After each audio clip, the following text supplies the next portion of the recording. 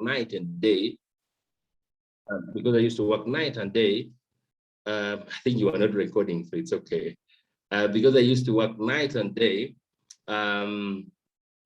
what happened was that because the bar also had got a lot of experts coming in, I got connected to a lot of experts, like a lot of Muzungus, for lack of a better word, who come to Uganda and they want to know about Kampala and stuff like that. So many of them inspired me. I think one girl really took it into her hand and told me, you know what, Ricky, you can be a better border driver. I think people need to see Kampala.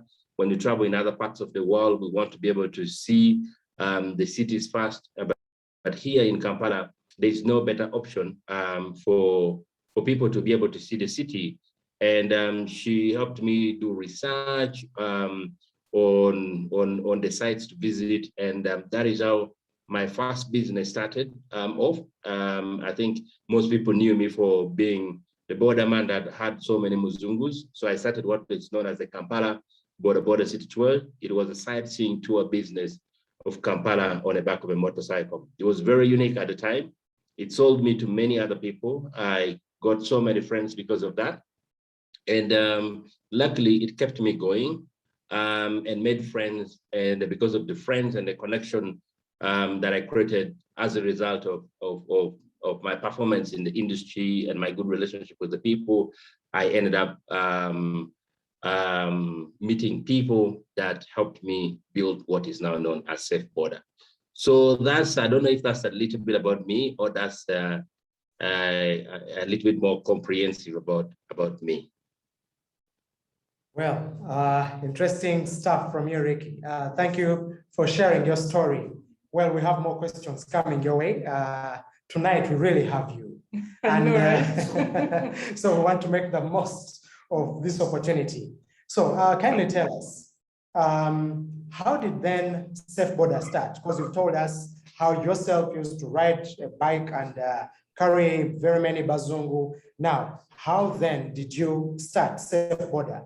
When did it start and what actually inspired you to start it? Okay, thank you. So at the peak of my business, when I was running the tours, it was performing very, very well. I swear to God, I was running way more than many people are earning today.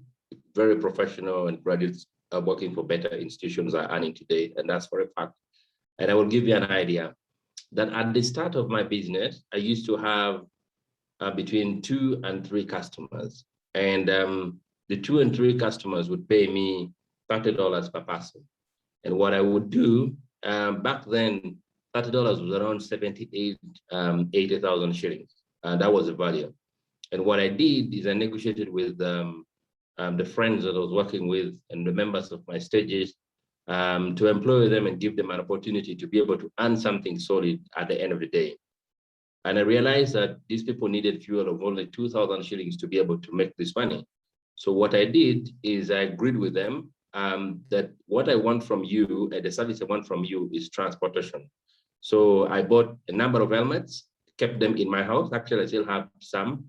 If you want, I can show you some. Actually, I still have some in my house right now. The helmets that I was using late, like 2012, 2013, 2014 back then. So these people agreed with them that I would be paying them 30,000 shillings. Please note that every customer was paying me an equivalent of around 80,000 shillings. So what happened was that on a day, I would have my 3 customers. And I'll also admit that at the very beginning, I used to carry both of them. Please don't use these words against me. I'm being honest here so that people can learn from the journey that I've been through. And this is something that happened around 2012, 2013. So what happened is that I would carry, if we had 3 customers, I would carry 2 and give my other person 1, my other friend 1. So the 2 means that I would earn the $60 myself because they would pay it to me. And then also for my second driver, they would also give me that money because they would pay in dollars. And then my work was to pay my bordermen 30,000 shillings because I already agreed with them. So what happened was that I would easily make over 100,000 shillings a single day. which is a much higher earning because I used to have tours at least 5 times on average a day. So at the peak of the business, that was the time that I'd now hit an average. I think that was the time that I'd really reached an average of around 10, around 5 customers a day. And in a week, I would register quite between 25 and 30. That was a week that was not doing well, but weeks that were doing well, I could end up registering up to 60 customers. So what happened was, on a day when we didn't have a lot of business, one of my friends that I was working with was riding, and they got involved in an accident around Wandegear. This accident, we treated it, we thought it was a minor accident, so it was taken to Mulago Hospital. Abasana Hagamba is going to be fine. When he was treated, they gave him some tabs, and then 2 days later, he came back to the stage with a wood, you know, those woods of borders. So when he came back, we started working. After like, I think 2 weeks, he started feeling headache. So we took him back to the hospital. Then headache continued. They gave him, they did the scanning. I don't know if it's called scanning. They did the proper check, and they realized that there was a clot. I remember very well the statement of Musaya Tugambi. He said, "Or Musaya Guatambude." That means he had a little bit of a blood clot that actually moved towards the brain, and he needed an operation that that was worth around 16 million shillings. Unfortunately, we couldn't raise that money. So my friend stayed in the hospital for a period of around 4 months, and he died. So from that point, because I kept meeting him many times, and he kept telling me, "Ricky, Omutwe Gunuma." He used to tell me, "Ricky, my head, my head, my head." And when he died, I took it to my hand and under my control to become an advocate of road safety. So what I was doing was that every time I would be riding, because one of the selling points for my business at the time was that I was providing a second helmet. And I would tell my customers, "You know what, I have a second helmet for you," and stuff like that. "You're going to be safe." Because most of these Muzungus knew that it was important for them to wear a second helmet. Sorry, guys. So after taking it on, a lot of people kept telling me, "I think we need other boarders like you," because I became so famous that even after the tour, people want to ride with me, but I wasn't interested in that. I was only interested in taking them on a tour. And after the tour, I wanted them to maybe leave the country or go to other parts of the country or now use the normal borders. But many people kept complaining, and they kept saying, "You know what, Ricky, we need you after the tour. We have to go for dinner, blah, blah, blah," all that. So I kept receiving appointment, even for normal transportation, normal movement. And many of them kept complaining, "We need other people like you." So what started happening was that, very simple. So people started to ask me for contacts of drivers that I can trust. Even that happened today. One of my longtime friends texted me today from the UK, and a friend of ours got assaulted by bordermen in Muyenga, and she wants a contact of a safe border around Muyenga that this lady can keep using. So people kept asking me for recommendation. And what I did was I kept recommending people, but every time I recommended people, these people took away my customer. And every time they took away my customer, they would recommend them even for other businesses like tour and stuff like that. So in my head, and a lot of people kept telling me, "You know what, Ricky, you can make this a business. I think this industry is very disorganized, it's very unsafe. You could be one of those people that can bring the transformation that is long awaited for in this industry." And thank God I didn't take that advice lightly. I started working on, I had really a very solid group of around 20 drivers. I started making sure that they had their helmets as well. And at that point, I was now starting to look for an office space to put up a call center, because what was happening, traditionally, people, you would call me on phone. They're like, "Ricky, where are you?" Even when I'm taking customers, "Ricky, where are you? We want someone to take us." And then I would send them, I would stop, send them someone and stuff like that. So at that point, I was working with one of my customers. This lady is called Louise Northcote from London, who met me through Facebook. No, saw my business on TripAdvisor, and reached out to me via email. She came and did the border tours. And then she also asked, because she had another day, and she asked if there was something else that she could do in Kampala. And I took her to the chimpanzee sanctuary in Lake Victoria. And that's when she got the opportunity to ask me more about what I was thinking about the industry and the other things I wanted to do. So I shared with her my interest and my dreams. So she said, you know what, Ricky, I'm going to come back and help you build the stream. So Louis Northcott comes back. And when she came back to Kampala, she was helping me and repping another organization. I don't know if it still exists in Makinde called Tuekembe. So she helped me with the concept development and stuff like that. She was living in Bukoto in one of the shared houses. It's an Airbnb. In this house where she was living, actually Bukoto, behind Oryx, there was a house there that many border know it to be the beach house, because the owner, Beatrice, has some artificial beach outside the compound. So this house was actually, it was an Airbnb, so there were many people who would come here, who would come to that house. So as you know, Abazungu Baveranyo so often, so they talked. And then when they talked, this guy Louis met this Belgium guy, and he told him, you know what, I'm working on helping Ricky and this organization. Ricky is a famous border man. Many Muzungus here know him. Blah blah blah, and he wants to organize the border industry.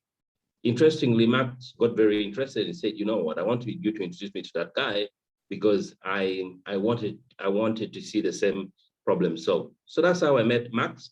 And then later on, I met Alistair, who joined us after like 2 months, after like a month. And then we officially formed what is actually known as Safe Border today. So it was a journey that started from a personal story after losing a friend to a border accident.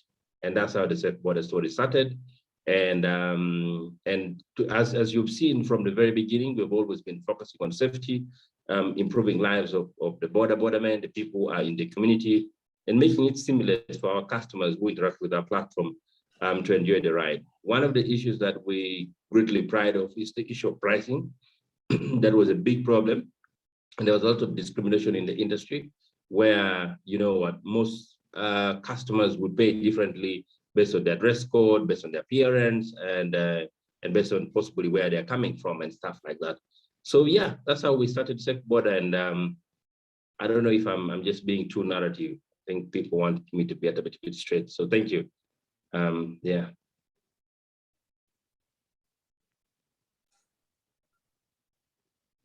All right. That's. I think I can't hear you.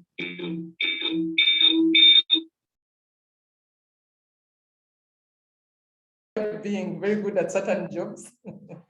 Anyway, so how do you then,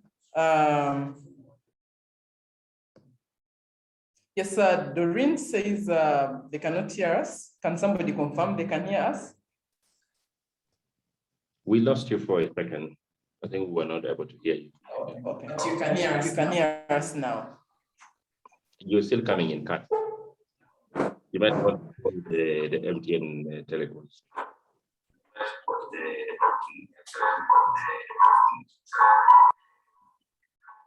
Thank you. Thank you. Sorry. Yes, Ricky, I was saying thank you very much for sharing your story. For me, this is very thrilling to listen to. I was saying I need to get clearly some parts, especially the part where I said that some tribes are good at certain jobs, but I'm joking about that anyway.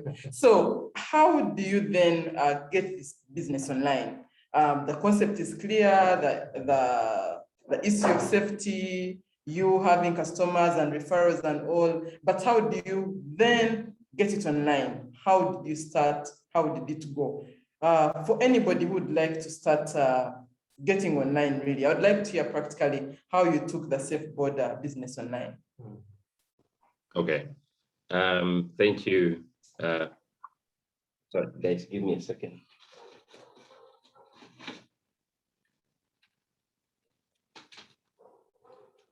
Sorry, I actually forgot to connect my PC on power, so it's about to go. All right, cool. How did we get Safe Border online?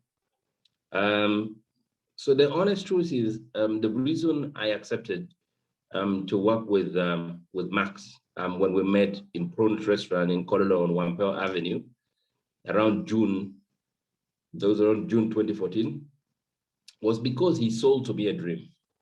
So in the middle of the discussion, because I have never been in a very difficult discussion like that discussion that I had. This Muzungu, I hope he's not listening to me, I hope he's not on the call, asked me so many questions.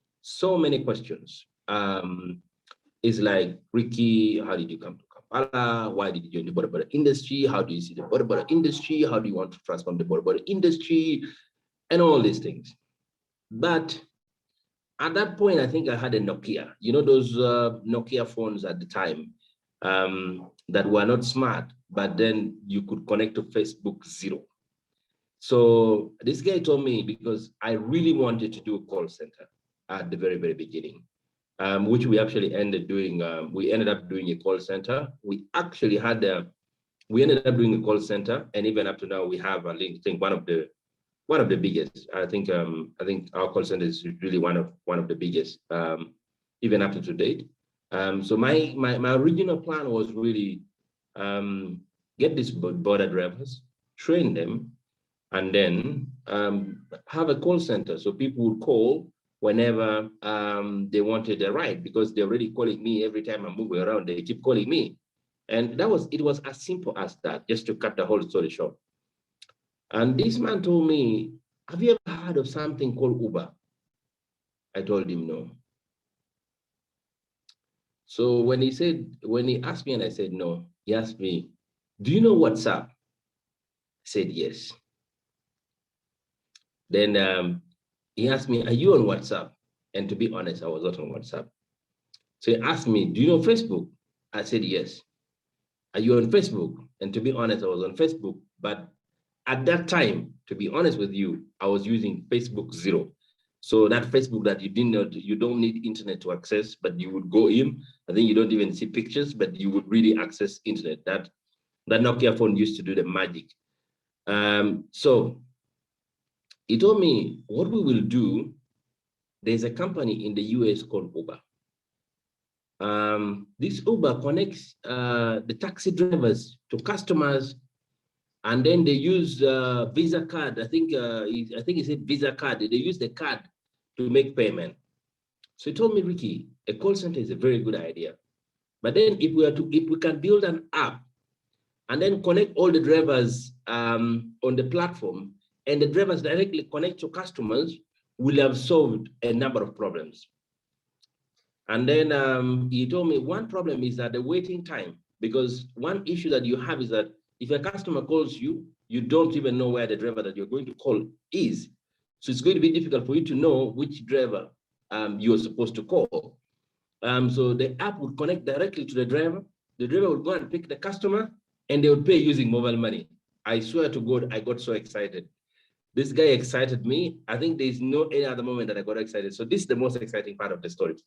So the guy tells me, you know what, in the next 5 years, we could easily retire and have a good life and be at the beach. And then all you need to do is be on your computer and you'll see yourself making money, ting, ting, ting, ting. And I'm like, yes. And it was easy, because one of the issues that I had was how I was going to collect money using a call center. He told me, we'll just deduct directly, we'll deduct our commission directly. And every time a ride is happening, you're just making money. So you can actually retire in the next 5 years. I said, we have to start this. So we met like today. The following day, I looked for an office in Chebando, found it, we rented it that very day. And the second day, we met like today. The following day, we had an office. And then the third day, we had a meeting with our drivers. My first group of friends in Chebando, actually Chebando Central. And we started off immediately what is known as Safe Border. And the reality was, it was so there were two parts of this. So we knew that for us to be able to make the money, And to be honest, me, I've always been very excited. I think I've seen someone on this call. She's called Eunice. I luckily worked with her. Eunice will remember very well that at a certain point, when we were still in on Bukoto Street, there was a screen, so you'd see the performance. You know how many rides we are doing and stuff like that. And I would be very excited about that screen. Actually, that's like one of the things I would see every single day. We took Sawa Munana, I want to see Sawa Nya, I want to see Sawa Kumi, I want to see Sawa Kumi. When there's a lot of traffic, I really want to see how is it going. Like you can actually see the numbers moving tip, tip, tip, and I'm like, now this is the dream. In the next few years, I will be able to retire and be able to just see myself make money, make money, make money. Now, cut that crap. And that's a job because it's what got me excited to get started, and that is one of the things that keeps us going up to today.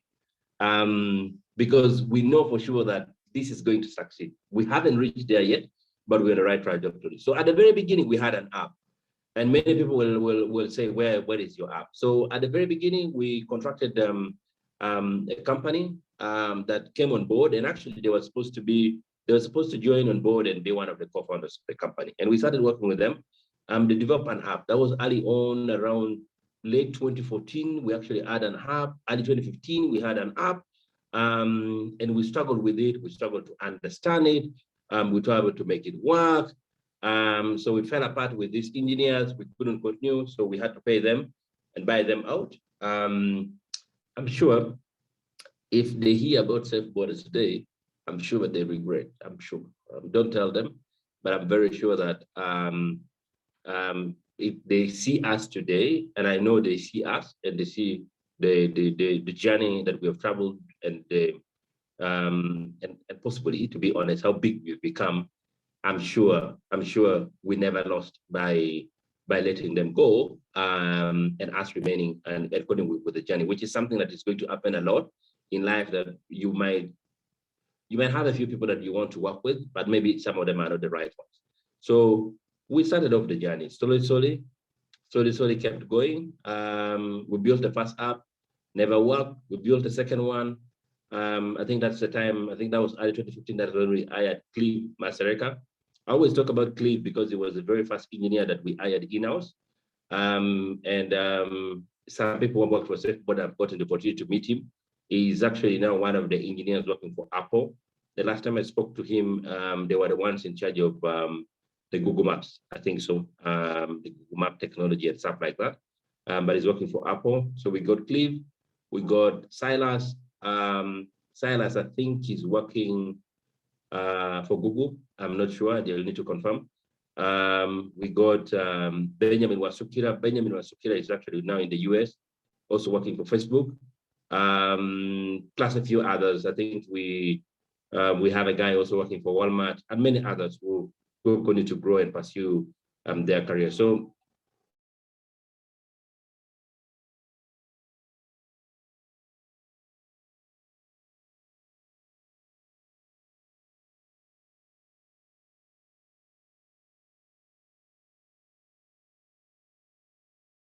it was very expensive for us. No, not an engineer. We hired very good engineers at the time, and then most of them actually were coming from West Africa, because to be honest with you, if there's something that any other person is going to go through, is hiring the best talent locally. It's very difficult. Of course, right now it's much better than in 2015 because there are a number of platforms. I think also Andela was here and helped with training a lot of other people. And today you also have a lot of tech companies that have trained their own engineers as well. So today is a completely different story. So we hired many engineers. I think we hired a guy from Ghana, we hired a guy from Nigeria, and then we hired another guy as well from the US. And these guys helped us with building the platform. And we continued to grow. I think 2015 we had an app, but then 2016 we had an app, but we also had the customer service center. And most times what would happen, this is what people don't know. So the very first app, let me explain. The very first app of SafeBoard, what it would do is that you would go into the app, then you say, put your location and your destination. You put your destination and your location. Then you would request. So when you request, because at the time we were using GPS, so we had installed GPS on the bikes, and then this GPS had got details of drivers. And then what would happen is that whenever you'd request, the app would show you 3 drivers within your area. And then you'd look at them and be able to choose which one you want to ride with. This was very early on. So then after that, we improved our app that now it could match directly with the driver. So another thing that we also did was that because there were very few drivers, like in 2016, because I think at the beginning of 2016, we had around 200, 300 drivers, because at the end of 2015, we had 150. At the end of 2016, we hit 1,000. So because there were very few drivers and there were a lot of requests, what we did was that whenever you would request for a safe border and don't find one, because we gave a radius of around what? I think it was a radius of around 5 kilometers from your location. So whenever you would request and don't find one, you would be connected to the call center. So what the call centers would do, then they would call you and then possibly match you with the driver manually. So they would call you, call the driver, tell the driver where you are, give the driver, send the driver to your location and stuff like that. So we did that and it helped us grow. So by the end of, so that's how we did it all through 2016. And then 2017, we also improved and made it much more better because there were many drivers coming. So the match rate was getting much more better. And then by the end of 2017, that's when we hit 3,000. And then things became a little bit better. So now, after hitting 3,000, we got better engineers on board. We also got some funding. Excitingly, we got some funding as well, quite some good money. Then we improved on our system. And then 2018 is now when most people realize who we are. And I will tell you magically what happened. And this is what people don't know. So we had been doing all this work from like what? Maybe let me say early 2015, 2015, 2016, 2017. So 2018, how people got to know about us, very interestingly, there was a global interest in the market. So you had other companies, ride-hailing companies that got interested in the market. So a lot of them actually came, and I think one of those that you all know is like Taxify that transitioned into Bolt. Then you also know, I think, something called Uber, Yellowbird, Jack, plus many others. Even some of my friends actually, after hearing what I wanted to do, they also went and developed the border app, and they put it out there. Failed. They came back. They went and did another one. Failed. They came back. Then they just left the industry. So there was a lot of that. So because of that global interest, people got to realize there was something unique about what Separa was doing. People got to realize that the market was actually much bigger than what they thought. And because of that pressure that came in the industry, the market was able to grow. I think many people got interested into the ride-hailing business. Many people got interested into the app business. And also, one interesting thing that happened was that smartphone penetration continues to skyrocket. You know, it kept going high. Smartphones started to become cheaper, more affordable, and stuff like that. So that is basically how the whole story started. And we moved, so I think by the end of 2018, we achieved a very interesting number. 2019, I think 2018 is when we hit 10,000.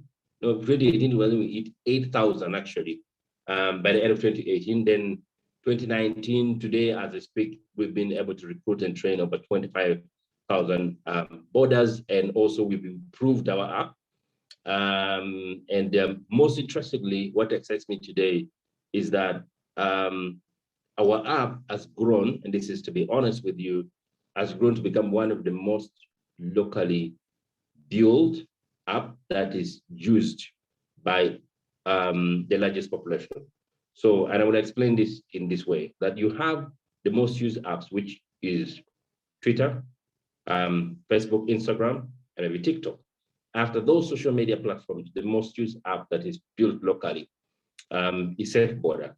And also we've been able to expand beyond East Africa to Ibadan. And of course, amidst a lot of challenges, but I'm sure that those challenges, we kept on learning from those challenges. And of course, also made a lot of mistakes. And we also kept learning from those mistakes and faced a lot of issues. You know, as you're going to grow, as you're going to get bigger, you meet a number of crises. Some of you are aware of some of the crises that we went through. But yes, we're here, and we thank literally everyone on this call for the support. Yusuf, you're welcome. I can see you as well. Guys have joined this call. Thank you, guys. Moderator. Thank you, Ricky. That's quite inspirational, and you've really taken us through the practical steps that you went through to get this app built. So generally taking your business online. We know our time is really flying by so fast. Yeah, the story is getting more and more interesting. You know, there is a lot of chat going on in the chat area. We see a lot of stuff coming through, but we shall keep that until the end. We'll also want to hear about the challenges and the successes that you have actually faced and also got. Daniel is also in the house, and so we would like to hear from his side of the story for Tange Collection. Then we'll get back to you. Probably the two of you will address the challenges and the successes together. I will tell you that we use the Safe Border app almost on a daily basis, and some of the challenges that you encounter, some of your drivers have actually shared with us. So it's very interesting that we know about some of those challenges. So Daniel Miko is in the house, and we are glad that he's here with us tonight. Daniel is the CEO of Tange Collection, and he deals in textiles online. So we'd like to hear his story. Daniel, are you online? Please come off mute. I would like to hear your story.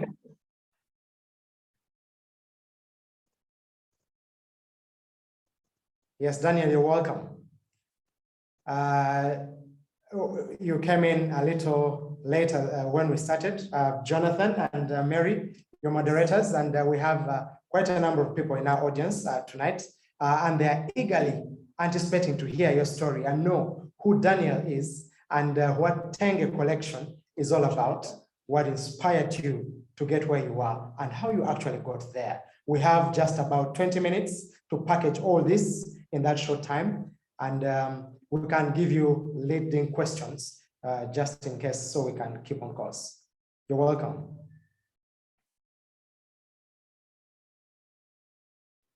You're still muted, Daniel. Please unmute. Yes. Okay, can everyone hear me well? Loud and clear. Okay, excellent. So I'm Daniel Miko, and I would say I'm not, okay, I don't want to be like Ricky, my friend here, Ricky. But I'm not exactly sure how to introduce myself, but let me just say this. In 2009, I just entered college. I actually studied Bible studies, biblical studies, and business later on. But when I was online, actually not online, when I joined African Bible University in Lowoa, one of my teachers called Enos Musoke entered the class, and he said, "My wife makes $1,500 a month online. If you can figure out how she does it, you'll get an A in my paper." Now, mind you, I didn't want to go to Bible school first and foremost, but that was the only option I had in the interim at the time. So I just went to the computer lab in the evening and started to search how to make $1,500 a month online. That was the very first thing I did. But in doing that, I ended up getting very interesting results. That would initially start my journey of doing my online things and running online businesses. So in 2010, when most people were still using Facebook for connecting with friends and things like that, I was the very first African that Facebook reached out to and gave me access to their Facebook ads platform to test it out on the recommendation of Ariana Huffington, the lady of the Huffington Post. I'd been posting a lot about the research I was finding, how I was drawing people off Facebook, and Twitter was in its very, very early stages then. Facebook, YouTube, how I was drawing them off and taking them to web pages where they were making sales. So I was sort of like doing mini case studies where I would be sharing my results every single day. I would say, okay, I posted this, I got this many visitors to my website, such and such a number of them converted. So Ariana Huffington got interested and reached out to me and is like, hey, would you like to write for the Huffington Post about what you're doing? I said, okay, that's fine. But then later on, she introduced me to the Facebook guys, and that's how really my journey now started. Because then around that time, Facebook was just releasing the ads platform that small business owners and many people could use to shift people from that platform, go to their websites and buy stuff. But obviously, I was in Uganda, and obviously in Uganda, that didn't make sense to 99% of the people. It didn't matter who I tried to sell it to. No one really appreciated what I was trying to sell to them. Actually, I remember one time I went to one of those law firms, and the lady told me, said, young man, all of us have been ambitious at one point in our lives. Yours is borderline madness. So I would recommend you stick to what all of us know works in this life. I was like, wow. And that's how I moved on. I wanted to be her marketing manager at the time. So I moved around until I found Steve, the Ndere Center gentleman. That was my first employment, but I also got fired from there like in 2 days. So it was a good experience having that. So from there, I then moved on I started giving these services to companies. That was the very first thing I did. I would reach out to companies in the US and in the UK, and I would tell them, okay, guys, I can help move visitors from places like Facebook, Twitter, and YouTube at the time. And they will get to your websites, they'll buy stuff from you. So if you don't know how to do the website, I'll also find someone to do for you the website. The first time I got about 5 clients who are like, you have to do for us this thing for free for at least a month or 2 for us to trust you. And I was like, okay. Around the same time, something called affiliate marketing was coming up a lot. And so I also joined affiliate marketing. So I said, okay, as I hustle to try and build this digital marketing thing, let me also be doing my affiliate marketing. So I'll look around for people who already had digital products and then health products. Then I'll promote them online and I'll get a percentage, anywhere from 10 to 40% of their final sale. And that's how I started building my whole online thing. And before I knew it, I was already, I think at the time, I was maybe 21, but I was already making close to $3,000-4,000 a month at that time. And I was in Uganda and I was in a Bible school. I didn't ever step class again. That was the end of my stepping class. I paid people to do for me everything. But that journey then continued, yeah? Because now I discovered, I was like, hold up. I've seen my dad toil. My dad is a civil engineer and also a pastor, but I saw him toil to get the kind of money he was getting. And at the end of the day, he would still come back home and say there's no money. And then I'm like, here I am just sitting on my computer in a country that has no reason being online at that time. And I'm making all this money. I'm receiving my money. And I'm paying my own tuition now. I'm helping my siblings and all that. That's what basically now pushed me, helping other people to do more. There's a backstory to why I got to the Bible school, but I won't talk about that. But the idea of helping people was an interesting one. So I kept on pushing. And around 2014, 2015 was when I became really now established with these digital things, because I was running things for really big names. You can talk about the Tony Robbins, the Grant Cardones. I was in the inner circles with the Frank Kahns. For those of you who've seen some of those guys online, around the same time was when even people like Ty Lopez were getting online. These are mainly people who do a lot of digital products. And I was helping them do their stuff. So primarily I was having a digital marketing agency, but also I was doing affiliate marketing and getting money on the side. At the same time, I was also doing work at the time for some churches now at the time, because I was like, because I graduated 2014 from college. So I was like, how can I put my skills to the best use to serve the kingdom, being a Christian, to serve the kingdom of God. So I was like, okay, let me help some of these churches also get stuff. That's how I worked with also Pastor Chris Yakilomi for about a year or so. Then I left. I told him I wasn't going to do it anymore. But then 2015 entering 2016 was then where this whole drop shipping business thing comes up. And it was around the same time I was starting to do, I would say, fashion, yeah? Because I figured if I was going to create a much bigger impact, I needed to create a way of having jobs that were going to be, because on the computer, I saw it was a learning curve. It was failing, succeeding, failing, succeeding. But I needed to do something that other people could easily understand. People didn't have access like I did. That's when I created also a company that was dealing in clothing at the time. So I was running that clothing thing, running my digital agency, and then running my affiliate business. Then around that same time, I don't know if some of us here already have done things in line with drop shipping, or we've heard of drop shipping and things like that. But someone challenged me online and they said, Daniel, if you say you're one of the most successful guys in running ads, why don't you do for us a case study where you make hundreds of thousands of dollars in a short period of time using these skills without any other sort of funding, figure out a way. So I went ahead and did that case study. It is actually one of the best case studies globally. I did the case study, the dropshipping case study. It was one of the most hectic, one of the most difficult, but that was my first e-commerce, really running an e-commerce venture. I started in around, I think, Feb. The case study was done up to about October, November of 2016. And within that time, whereas I was running this offline business at Tirupati at the time, just selling Kitenge products, African themed products, yeah? It wasn't yet a big thing. It was just one of the things where I was just doing it for charity, but I hadn't taken it seriously. But when I did this case study, it totally changed my mind, yeah? I ended up doing this case study. Within 6 months, I'd seen a revenue of about $1.6, $1.8 million. And I was like, crap, this is actually something serious. I need to actually focus on this. But in that, I wasn't picking products from Uganda. I was running ads on products that were being produced in China. I would talk to the vendors there, the factories there.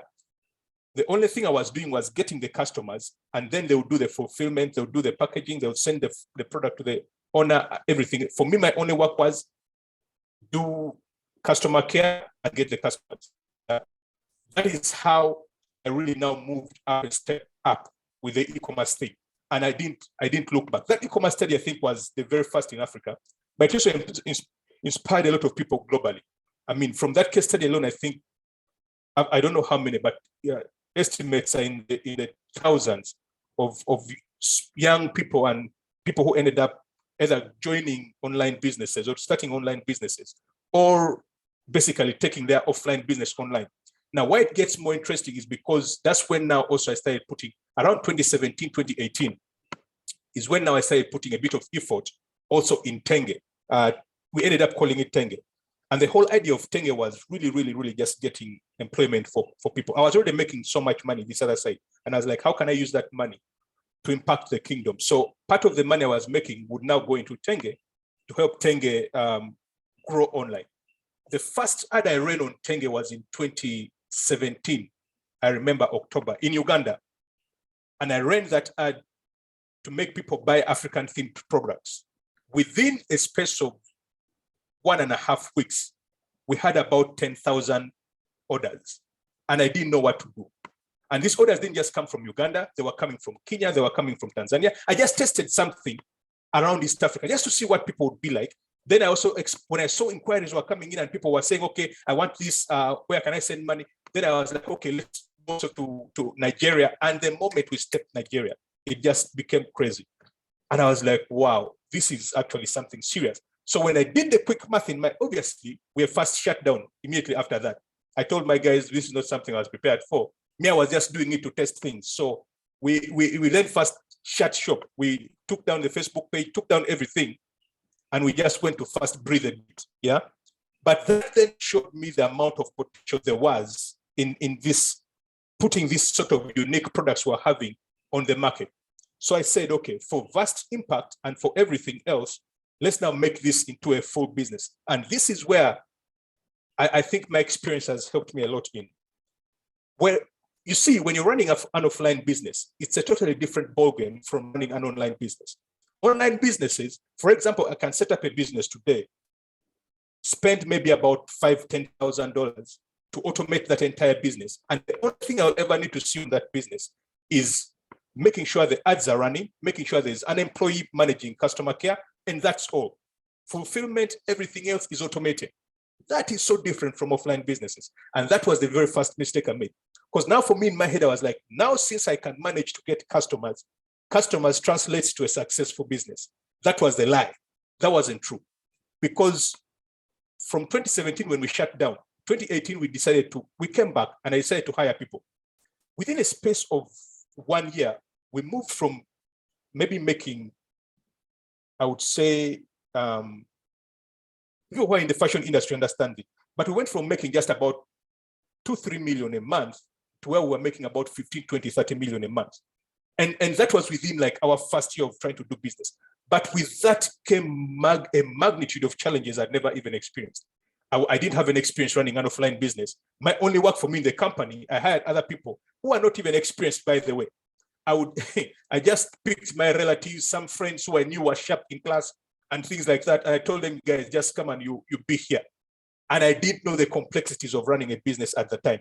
So my only job was to run the ads, get inquiries in, get customers in. And I hoped against all hopes that everyone else was in the company that side would basically go ahead and run the company. By the end of 2018, even with the amount of money and resources that we had made in the very first year, we were on the brink of closing down because there was so much chaos, as in company chaos, and we didn't have experience. But that's the difference between having online things and offline things. So I've got an experience in both. Eunice is here. She was at Safe Border previously. Actually, it was Ricky who told me to get Eunice on board. She's now working as our operations manager. But I discovered that even in this whole mix, I learned that that wasn't my area of strength. My area of strength wasn't in these things of how are orders being done, what time are they arriving, my wife right now works as the production manager, and she has grown over the last 3 years since she has been doing that. But there are days I would not even understand what she's saying, because I'm used to my drop shipping things where I'm getting as many clients as possible and everything else is automated. I don't know the mix that's going on in the factories the other side. So when she would be explaining things to me this side, I'm like, you guys are just lazy. You don't understand business. If I can get you enough customers, you should be able to do all the work. But she would be like, there's constraints. If you get 50 orders in a particular day and you only have 10 people who can only produce about 3 products a day perfectly well with the kind of quality you want, you cannot grow that way. We need more tailors. But the more tailors you get, the more chaos you're also getting. Because now everyone comes with all their muchachs from everywhere they're coming from. So it became a big problem for the entire company. Until I would say, towards the end of 2019, that things started to stabilize a bit. But when one thing is stabilizing, you discover there's another problem that you're having to deal with. So basically, I would say in a nutshell, that's been the story of where I've come from with Tange, to a point now where this next year, we're even now thinking of, God has blessed us, we're now moving to a full factory. But I would still say 80% of the growth or 80% of whatever I did came down to 2 things: the networks I had and my ability to make sure things worked online. But now I've tasked Eunice to make sure she's getting the real guys who can actually run a real company, because now we have serious resources. And now we are not going to be playing child's game anymore. We are talking maybe getting 100,000 or 200,000 a day in sales. And that requires very, very $200,000. That requires a very serious team. But that now tells you that depending on where a person's vision is, if you do digital on a small scale, you're happy. The moment your sales pass 100,000, it's a different thing altogether to deal with. Yeah. So that's typically been the experience that I've had around things and growing Tange from where we were to where we are now. Wow. Daniel, your story is quite interesting. Very many things to learn from your story. You've really used the 20 minutes so profitably and given us a lot of stuff in just a short while. Man, you just mentioned that you got 10,000 orders when you went online, and you had to shut down in order to replan. I think would be very interested to know, what did you do in your re-strategizing? I know in our second session, we talked about the business plan and the strategy. Maybe that is what you went through, but probably want to hear the time when you shut down. What were you doing in order to get a comeback? Because I believe our participants right in there would like to know, what then did you do to come back and come back the right way? Please take that one on, and then we shall get to hear about your challenges. You have already talked about some of the successes that you've already encountered. So please take that one on, and then we shall open it up for questions from the rest of the participants. So I'll say this, that one, when I shut down, it was really bad, to be honest. Like, it was really bad, because I even got a bit of hate. Some of the guys who are working even threatened to take me to police because I was shutting down a company and they were going to lose their jobs and things. It was bad. But I will tell you one thing. The first thing I did was to go back and just pray, because I didn't know what direction I needed. That was the first thing I did for myself, just pray. But then the second most important thing I did was to get the right mentors. Yeah. If you're going to succeed in doing something at a high level, you see, getting from $0 to $10,000 in revenue a month is very simple. When you cross 100,000, you need a different mindset. You need a different scale of human beings to work with. Yeah.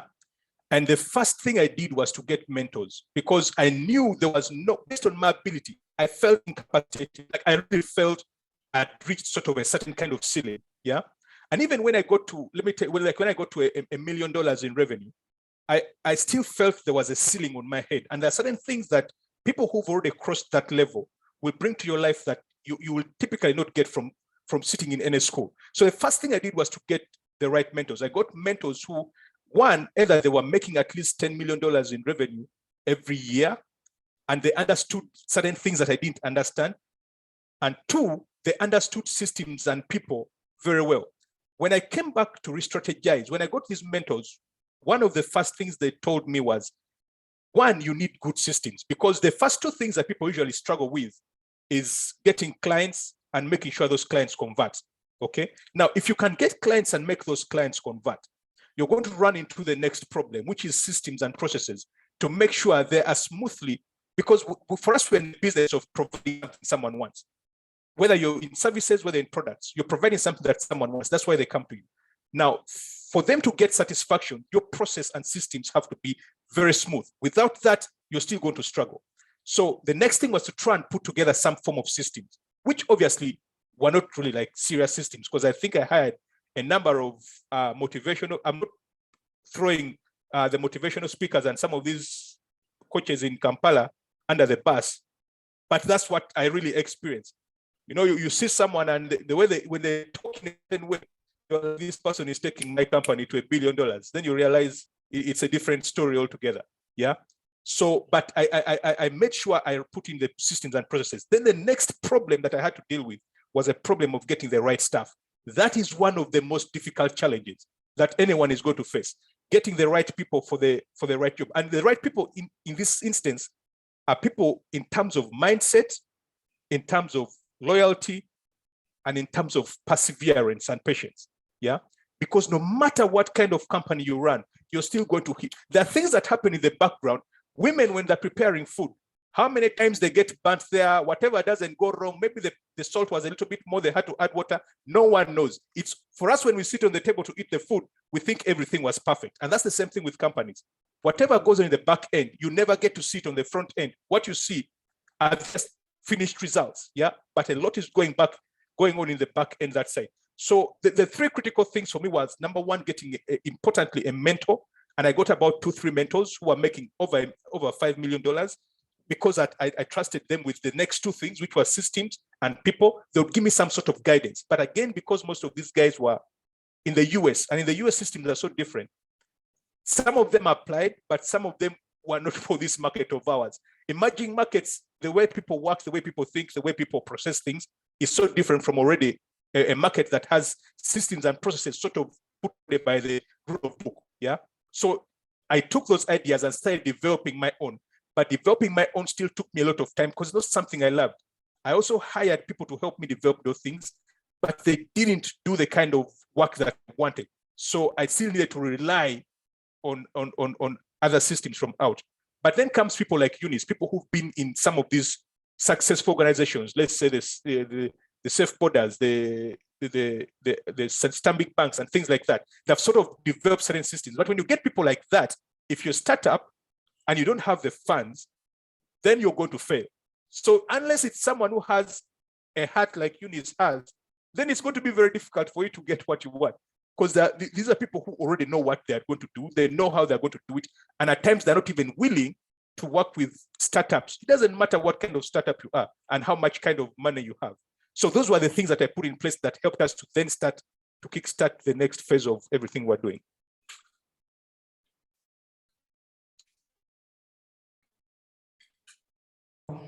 I am not even sure what to say, but thank you very much, Daniel. Thank you very much for sharing your story. I'm here wondering, why am I still going to work again? My employer might sue you anytime soon if I simply don't go back to work tomorrow. Please don't resign. Yes, but thank you very much for sharing your story. I think we'll take the questions on chat, and so that we can have our people have their questions answered. Please raise your hand if you'd like to ask a question, but also post it on chat, and we take it from there. The first question I think we had from Patrick is to Ricky, and it says, how has Ricky been able to sustain the business and deal with the challenges in the industry? And maybe you combine that with what Doreen asked Ricky. How did you overcome the naysayers around you, family, friends, etc.?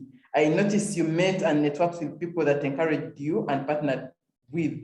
What tips can you give about partnering with people you just met? Because I mean, Ricky, you'd meet some of these people just on a border. Do you have any regrets for the mistakes that you made?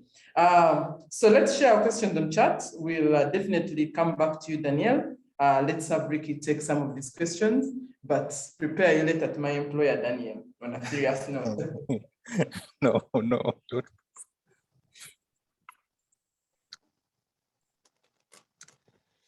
When Daniel Miko speaks, it's kind because he likes to throw the figures that scares me as well.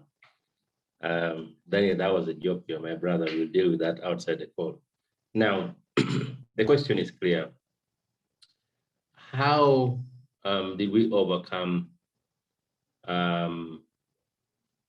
what is this? How have we been able to sustain a business and deal with the challenges in the industry? To be honest, for us, and I will tell you a few things that maybe some of you already are aware of. When we came to the industry, it was at the peak.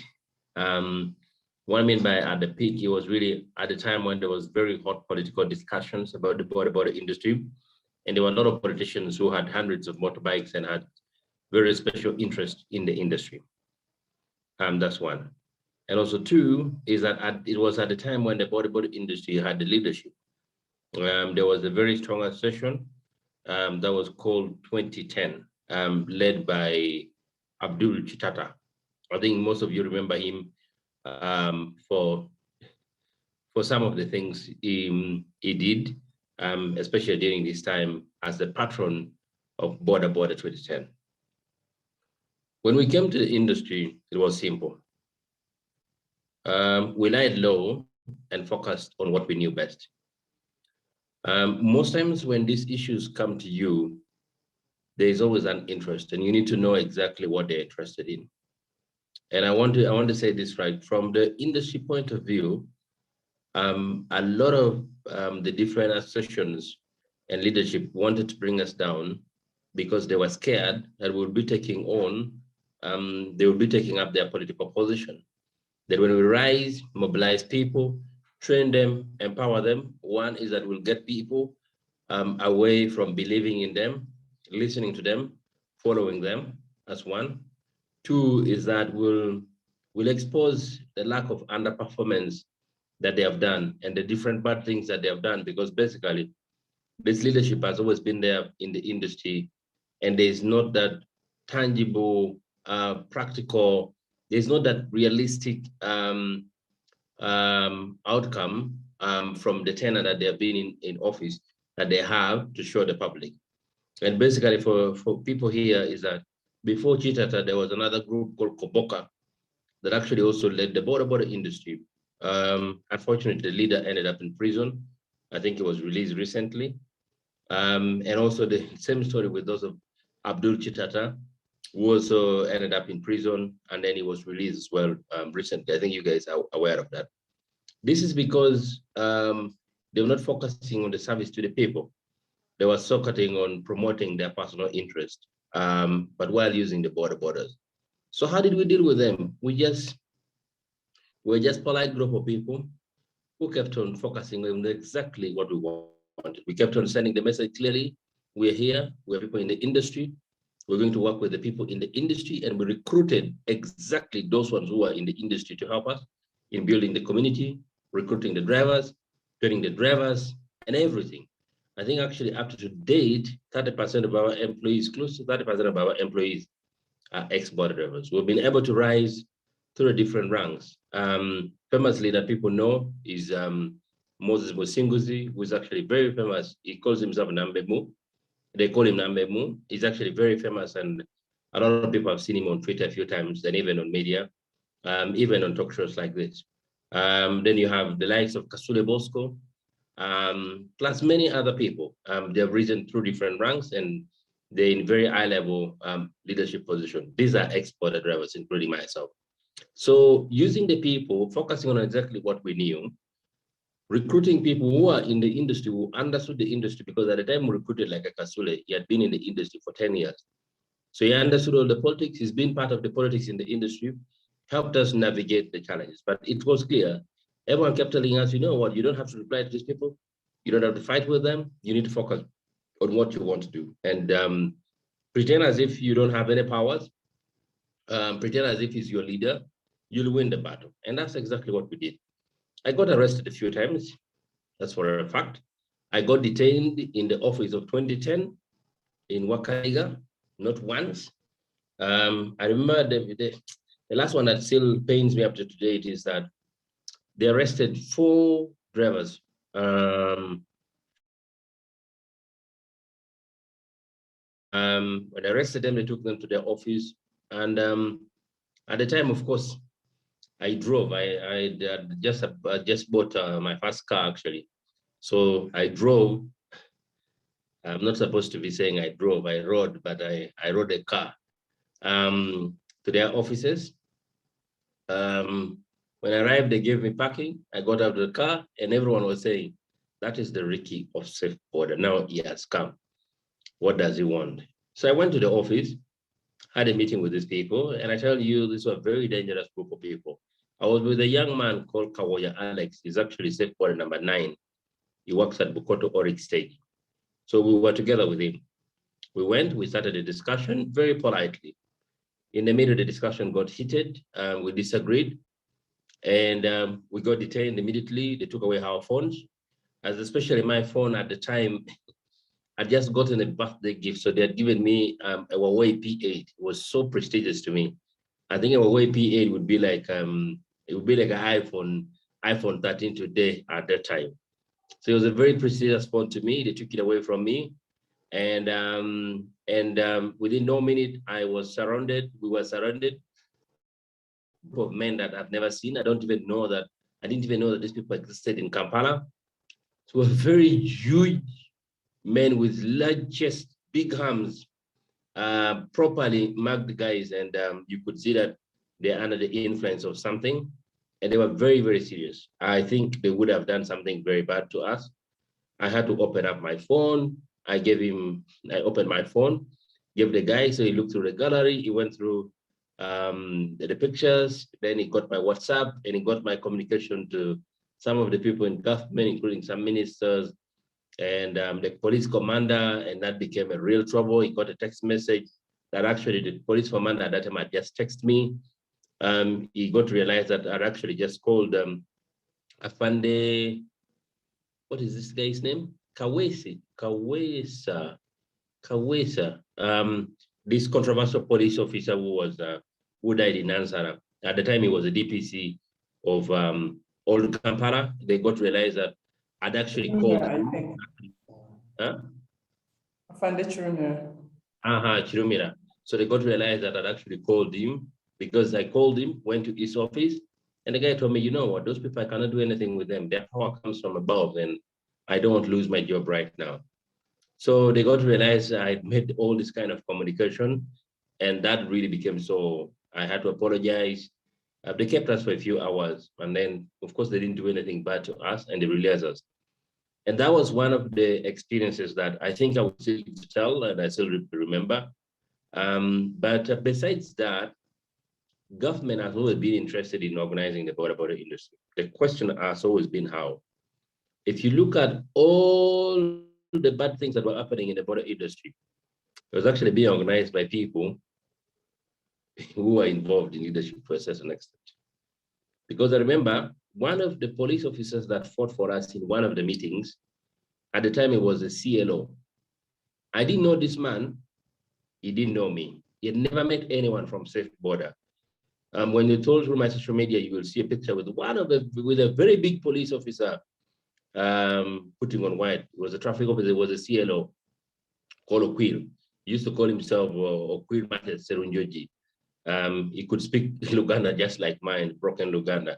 So this guy in the meeting, 2010 was actually mobilizing and preparing to come and attack Safe Border. And Okwil told them, don't dare go and attack Safe Border. What they're doing is the right thing. If you go and attack Safe Border, we shall come and attack you. I didn't know this. So I received this information and I got interested. So I went and met Okwi, and Okwi opened all the doors. So he introduced us to Norman Musinga, introduced us to Dr. Stephen Kasima at the time, the Director of Traffic and Road Safety, plus many other people in the security and CPS at the time. And that helped us, and we started becoming very proactive. We wrote to government, engaged them, openly talked about the things that we are doing. Also, we used the power of media to disseminate information, but made sure that our drivers were excited about the work that we were doing. Because no matter how much you might have a good story, if it's not creating a good impact, you will never get the right results. So we made sure that the drivers were the ambassadors. And of course, at the beginning, many of you, I don't know if many of you have faced this, but you know, you stand by the traffic light, someone comes and abuses you, but I'm a Safe Border, and all these things. So all that kept on happening. They would knock us by the traffic light. I think they knocked me not once or twice. They would not push my bike on the back because they want us to move. Customers would complain. They're like, we're in a hurry. And when people started to realize that there was some ingredients in this Safe Border, in the borders that were with Safe Border, people realized that this is what Kampala needed. So a lot of the authorities actually kept reaching out to us, kept engaging us, and we are sure we'll continue to work with government at different levels, and we'll continue to create the jobs that is badly needed. And one of the stories that we hope to tell, because one of the agendas that we have is really to change the story. You know, people know Uganda as a part of Africa. And already in Kenya, in Nairobi, you have the Silicon, I think they call it the Silicon Valley of Africa, or East Africa. I don't know if it's of Africa. And we think that we could make Uganda the part of innovation, not the part of Africa, but the part of innovation. We're already a part of Africa. And we think that if you could stop importation of technology and start exportation of technology that is built locally from here, we'll be able to go through. But amidst that, you need to know that it's not been easy. We still have very tough discussions going on. But anyone who is coming into this space, into the business arena, if you want to build something big, just be ready for the challenges. The most important thing is that God has given us life. So whenever you are still alive and whenever they have not yet attacked you and harmed your life, I think you can do so much. I have got threatened before. I have been threatened before, not once or twice. I have been followed out to my house before, not once, not twice. I have security people have come to me and asked me to offer me security, lead car, what, deploy me a guard and all these things, the VIP police guys to protect me. And I kept saying no. Because after inquiring and after talking to my drivers, they kept on telling me, you have the best security that no one has in this country. And that is the population. The community of drivers will always protect you. They can never do anything wrong to you because they know that the population of drivers will not be happy. And that can be very dangerous for the leadership and for the people. So I walk around freely with nothing, with no worry, because I know that my drivers love me and the customers that we continue to serve continues to protect us. So I think the bottom line is focus on what you know best. Don't focus on other people's business.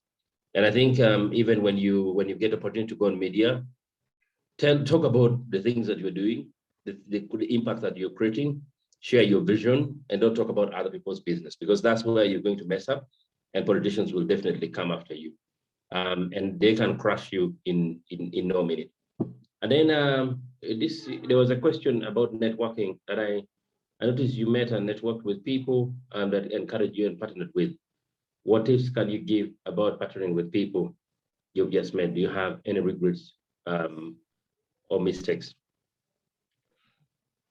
To be honest, there's no clear definition of how you meet partners and the filter to know if this is the right person. You'll agree with me that sometimes even in companies, you can be very excited about an employee, and after a couple of weeks or months, you get realized that this is not the best person, and this is not the kind of person I'd want to continue to work with. I think thankfully is that we've been lucky, or I have been lucky to have met the right people. People wished me well, people protect my interests, and people want to see me grow. And if there is any tip I would give you, it's simple. You see, most times when you meet people, and I don't want to talk about love because there's always this thing that people say like first sight and all these things, but let me tell you this. My principle has always been very simple. When I meet you and I see that you have the things that I don't have, and I see that I'm happy, because most times, and this is one of the things that we actually do if we want to know how you feel about the person, is that when you meet a person today, and I just ask you this question, that would you want to meet that person again tomorrow?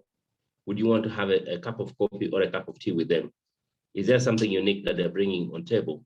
Or they're bringing the same things that you already have on table?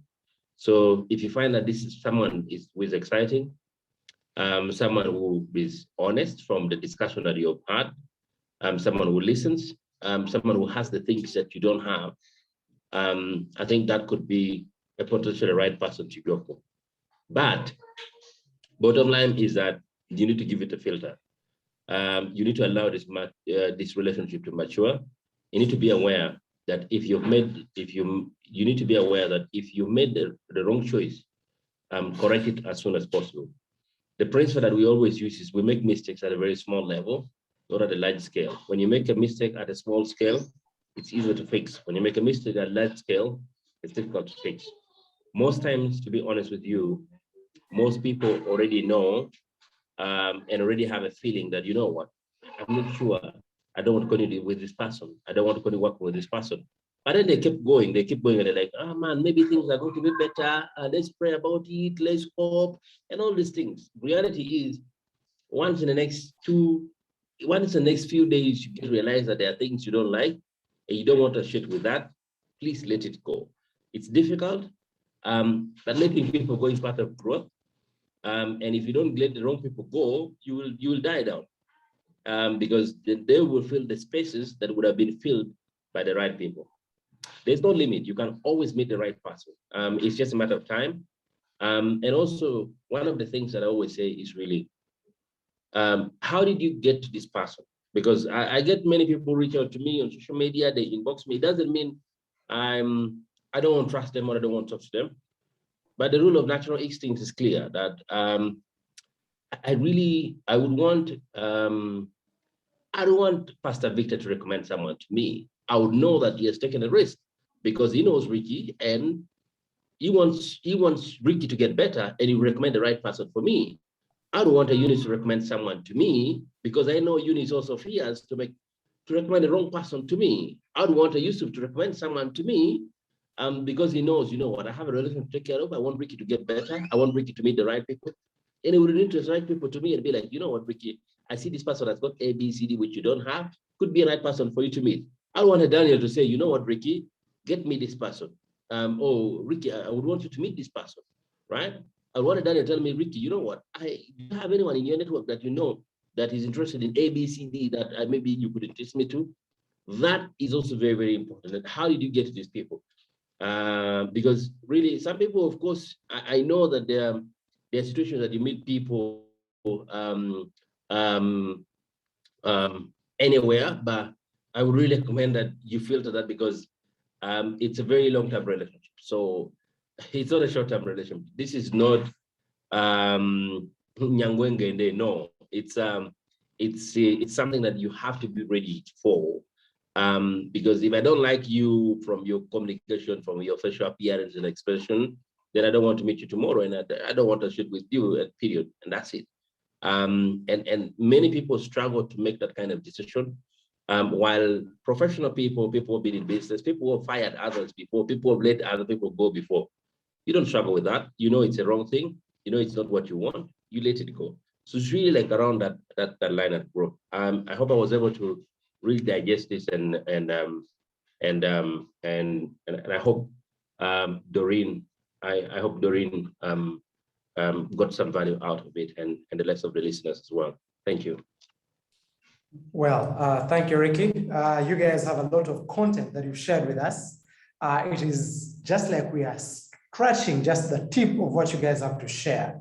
And I see our time is really fast spent, and we still want to hear more from you. Well, I see people on chat asking, how can we actually get to meet these guys and have more of this? Because we are here, you guys are young, we are all like in the same age bracket. You have made it, and God has given us brilliant ideas. Want to know, you guys got partners, you've gotten mentors. We want to get there. And we are glad to have you who are selfless guys and are sharing from deep down your heart, your experiences. So we hope that we'll be able to have a forum when we can interact with you even more physically to get more about the practicability of doing this. There is one more question probably that we could ask. It goes to Daniel. And I think this is Doreen again asking, brilliantly done, Daniel. There are many lessons here. I wonder if we can have more time with you. Could you help me understand how drop shipping works? Daniel, we talked about drop shipping. So Doreen would like to hear more and learn more about drop shipping. There are many more questions right on the chat. For Ricky, why did you exit the Kenyan market? Then there was another question to both of you, Daniel and Ricky. My question is, what advice would you give an entrepreneur who is stuck between hiring great talents to get work done with no funding available? Probably we could start with Daniel. And maybe one last one for Ricky. Yeah.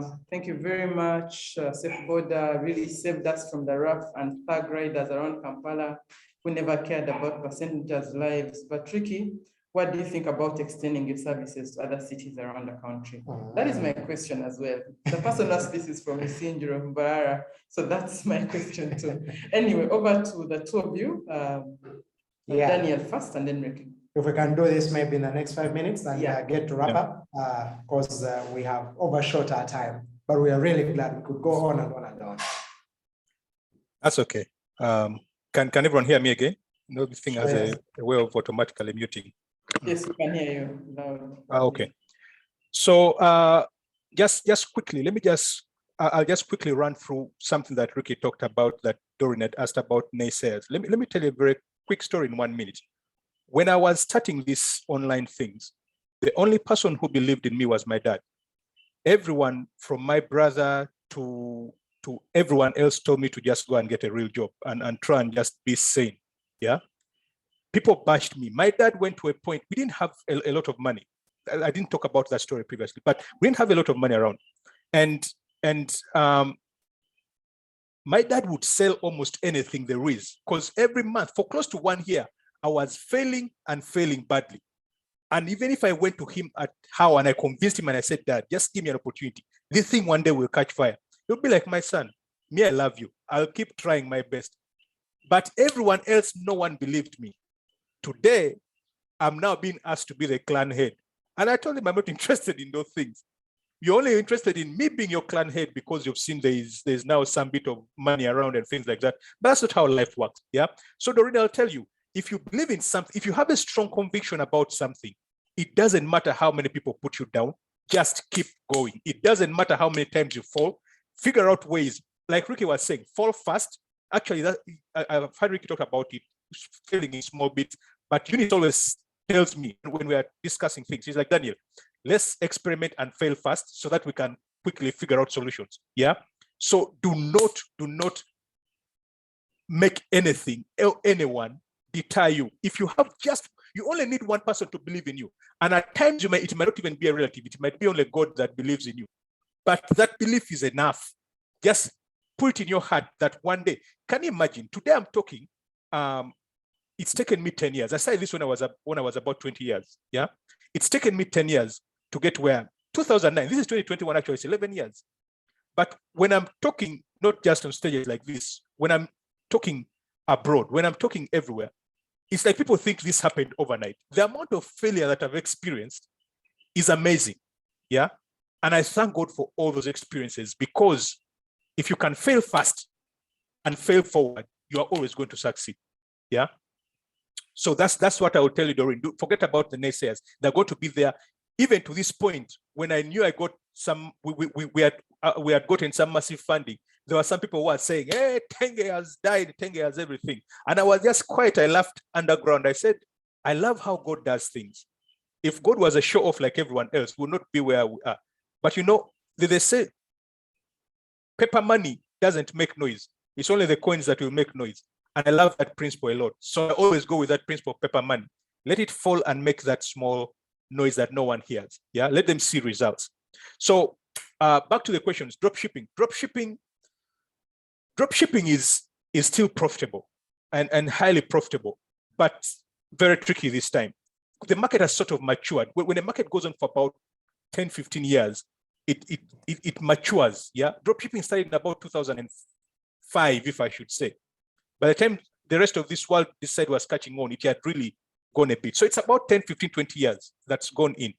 But you can still make money with dropshipping. The only problem is people usually, when they're trying to do dropshipping, there's a guy from UNDP who reached out to me and he said, Daniel, I want to do dropshipping. Can I invest like $300 and I make back $10,000 like the next month? Okay, so forgive me for throwing numbers a lot. I'm a digital marketeer, and numbers is the only thing that we are measured by. How many visitors did you send? How many of those converted? How can you convert a lot more? If you converted at 1%, can you convert 3%? Can you convert 10%? So that's why my head is always geared towards numbers, yeah? But I told this guy, I said, you've been working for 20 years. How much did you invest in yourself?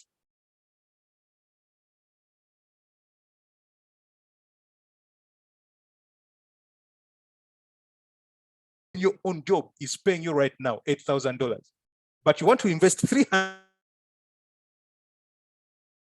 about now. Yeah. So I took him through it and I said, that's impossible. I told him, you're going to have to do this. You're going to have to do this. You're going to have to do this. Are you ready? And the guy is like, if it's that difficult, then I don't want. Then I told him, I said, you see, people have this fallacy that because you've seen these slick ads by most of these make money online gurus, they make you think that everything is a walk in the park. There's nothing that's a walk in the park. I mean, when people are busy telling you about relationships and how beautiful relationships are, when you start dating for 6, 12 months, 1 year, 2 years, then you start understanding that these things are not a walk in the park. But when people present them out there, you're like, I have to be in a relationship the next day. Even when your parents are busy telling you, back then they would tell us, my friend, first grow up, then you start dating. You'll be like, you're trying to keep me away from nice things. You see that? Until you get there and you discover this boy is not something that you play around with. You're playing with someone else's life. So it's a responsibility, massive responsibility. And if you're not prepared for it, relax. control yourself until the time you're ready for it. Yeah. So that's what I would tell you, Doreen, about dropshipping. You can still make a lot of good money if you're willing to put in the work. Most people will see results in about 4 or 5 months if they don't have money to invest, or even 6 months. Yeah. At times, even 1 year. But I tell you, if you persist with it, you're going to make a lot of money, because it's still something that produces money. Someone somewhere wants to buy something. So that's always going to happen. And majority of them are now getting online. So that's always going to happen. I think that was the only question that I had to deal with, right? Was there anything else? Actually, the questions are several. It's just that we really need to close. We are going to get away of you answering the rest of the questions, Daniel. People would like you to mentor them. People would like to know more about where you failed and how you got up. We need to close. We'll have Ricky answer the questions that we asked him in using our channels, and we'll share them with the people registered for this webinar. But thank you very much. Thank you very much, Daniel and Ricky, from me and from Jonathan, who has run away from me, and from Pastor Awundo, and from all the people on this chat. Thank you very much for sharing your stories. Thank you very much for opening your hearts to us. Thank you very much for inspiring us. Everybody on the chat is like, let's go. As I told you already, prepare to answer my employer on what you just one thing. Yes, just one quick thing. Yeah. Yes, Daniel. There's something that I wanted to just mention as you close, that there's one thing I've discovered about everyone who succeeds, and that's their ability to absorb pressure. If you are not ready to absorb pressure, please do not start a business. Get a job. Even at the job, the higher you go, the more serious the pressure is. The pressure can get you to even run away from your marriage. So everyone to succeed, even marriages, to succeed, you need to be able to handle pressure. When your partner kwechangas and they don't even want to know, how do you calm down? And so just have the ability to handle several different sides of pressure, whether it's tough pressure, lack of finance pressure, hiring pressure, all these kind of, you need to, I've talked to about 6 or 7 billionaires, real life billionaires in the world. And that's the one trait most of them emphasize, that if you can handle pressure at all levels, you will always be calm, and it will always help you to make the right decisions. 90% of the decisions we make and fail in, we make them because we are under pressure and we cannot think straight. But if you can absorb the pressure and then sit down, relax, and then start thinking carefully, at that point, you're going to be able to make very good decisions. And making decisions is so critical in success, because success is about small decisions you make every day that are combined together to give you this big win. So that's it. And thank you. I just need to. Thank you, Daniel. Thank you. I know I just said we are closing, but the Isinjiro will not forgive me if Ricky does not answer when he's coming to Mbara and Isinjiro. Ricky, on behalf of the people I represent, my constituency, when are you going to the up-country cities? Ricky, are you there? Yes, I am here. Okay, when are you coming to my Isinjiro and Mbara?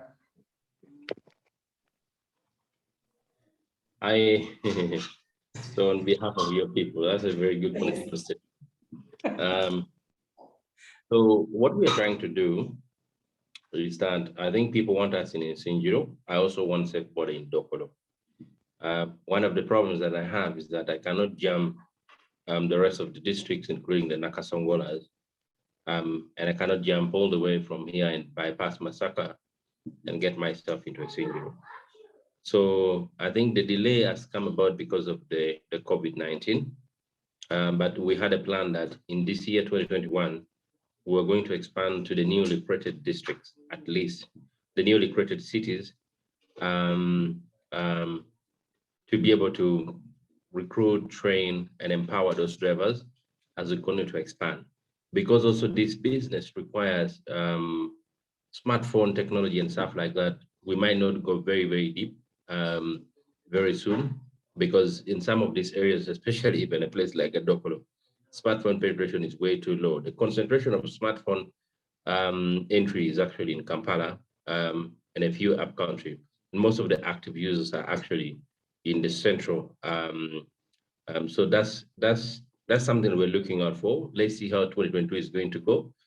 And of course, the program has been badly delayed because of COVID-19.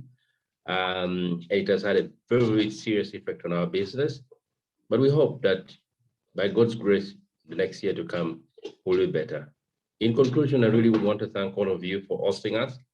There are a lot of other questions that I've not been able to answer, including why we exited Kenya, which I think someone will go unhappy, but of course, so that gives the organizers of this program a reason to bring us back. I thank you all, and I just wish you the best of today's evening, and may God blessings rain upon you and upon your family. And please, guys, let's keep in touch. Let's keep working together. Let's keep supporting each other, and let's keep supporting local innovation. On this call, actually, I have a very interesting person that I wanted to talk about. I didn't get the time to talk about my business. It's called Yusuf Semakula. Yusuf Semakula is one of my very good friends as well. He's into gas business. So also, if you're stuck at home and you need gas, Volcano gas, which you can find online, can help you and provide you with good gas. Also, on the other side, for people who drive and you're stuck with your car and you need fuel and good quality fuel at affordable price, that's actually the number for Volcano gas that I've just sent. And also on the other side, for people who drive and you're suffering with the high fuel prices and you want good quality fuel, you can go to any Total station. I think there are around 19 stations across Kampala that we're partnering with, that you can use our app to pay cashless. So you'll get a discount of close to 300 shillings per liter. And I think that can make a big difference on our pocket, especially if you're putting a full liter. If you're hungry as well, please use our platform to order for good things, including food, good pizza. If you're stuck at home and you need medicine, please access our platform as well. And if you want to send money to a friend, SafeBorder platform allows you to also do that. I thank you all for supporting us and for making us who we are today. We are who we are because the people of Uganda has always been there for us and has continued to support us and has continued to give us feedback. I wish you the best, guys. God bless you. Let's meet another time. Wow, thank you, Ricky. Talking about that gas by Yusuf. I'm a dealer with Yusuf, so that's when I met you. This would be it is quite interesting. So I get gas from Yusuf and I also sell it. So we do have cooking fuels. So that includes charcoal, gas, and briquettes. And I'm waiting for the money. So the partnerships are already on. And so we thank God that we have opportunity to even network beyond this. Yeah. So we are glad for it. So we hope that when we invite you, maybe for a physical meetup with our audience, we will all be glad to attend. That is something that we probably want to put in the offing. And so members out there, please keep your ears to the ground. Mishkan Ministries would like to make this possible with partnerships from SafeBorder, Ricky, Daniel, and all these guys that we have hosted. Now, this is our 4th session. So ladies and gentlemen, we are very, very glad here at Mishkan to host you every Wednesday of this month of September. We'll just have one more session coming up next week, and it will be about the national policies on e-commerce, retail trade, logistics, and industry.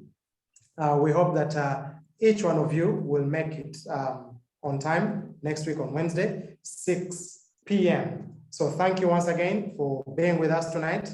We are sorry we overshot quite a lot, but we hope that each one of you has benefited from this conversation. Mary, any parting shots for the night? No, just to thank everyone. I am very excited. I just need to take this excitement somewhere. Thank you very much, Daniel. Yeah. From us here. Yeah. Actually, Ricky pushed me today. I was not well at all, and he was like, "There's no way you're going to the hospital. You have to be well for the webinar." Yeah, I actually told Pastor Victor that, you know what, Daniel is very fine. The doctor gave me an appointment for tomorrow. Good. Yeah, agreeing. Yeah. Thank you. You're late. Yeah. I needed him. Daniel is my good friend, and I needed to have him here. And as well, I think I've seen some people here. Please allow me do a shout out to Eunice. Hey, Eunice, good to see you. Eunice is really one of my good friends. I've worked with her, and I think she's now working with Daniel Miko, and they're doing very well. And then I think I've also seen Napa Pias here. Doctor, how are you doing? Shout out. And then Yusuf as well, please enjoy. And everyone else who is on this call, man, shout out and love you guys. Thank you for the engagement and for the support, man. We are going places. And then Daniel will say bye to the people. I think we just don't want to leave this call. And these people also don't want to leave the call. I know, right? No, we shall make it another time because this is just a start and we anticipate better things ahead of us. So thank you everyone for being with us tonight. From us here at Michigan, we would like to wish you a very good night and a beautiful week ahead. The Lord bless you. Amen. Amen. Bye-bye.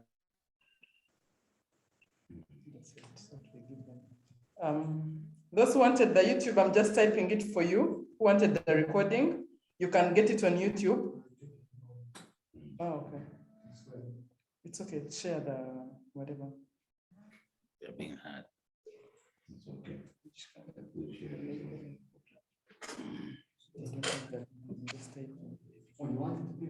Yes, the YouTube link. Please just pardon? My. Ricky, do you know this has been extraordinary?